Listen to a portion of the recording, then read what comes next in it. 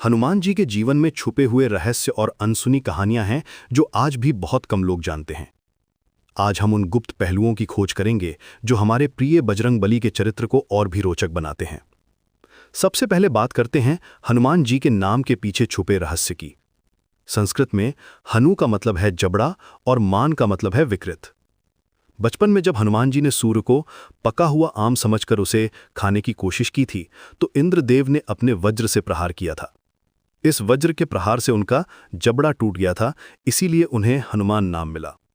ये कहानी सिर्फ एक घटना नहीं बल्कि उनकी अदम्य साहस और निडरता का प्रतीक है। अब आते हैं एक और चौंकाने वाले तथ्य पर। हनुमान जी ब्रह्मचारी होते हुए भी उनका एक पुत्र था। जब उन्होंने लंका को जलाया था तो उनके पसीने की एक बूंद समुद्र में गिर गई थी। ये बूंद मकरध्वज नामक एक शक्तिशाली मछली के मुंह में चली गई और इस तरह मकरध्वज का जन्म हुआ जो हनुमान जी का पुत्र माना जाता है। ये घटना दिखाती है कि डिवाइन एनर्जी कैसे अनोखे तरीकों से काम करती है। हनुमान जी की माता अंजना का भी एक दिलचस्प इतिहास है। वे मूल रूप से इंद्र की सभा में पुंजकस्थला नाम की एक अप्सरा थीं।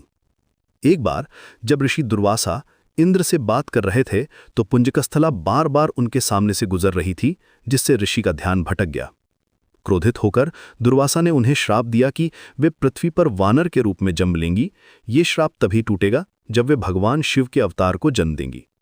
इस तरह अंजना का जन्म हुआ और बाद में हनुमान जी। एक और रहस्यमयी बात यह है कि हनुमान जी अपनी शक्तियों को भूल गए थे। बचपन में वे अक्सर ऋषि मुनियों को परेशान करते थे। एक बार जब वे एक ध्यानमग्न ऋषि को चढ़ा रहे थे तो ऋषि ने उन्हें श्राप दे दिया कि वे अपनी सभी डिवाइन पावर्स भूल जाएंगे। ये श्राप तभी टूटेगा जब कोई उन्हें उनकी शक्तियों की याद दिलाएगा। रामायण में जामवंत ने ही उन्हें उनकी शक्तियों की याद दिलाई थी।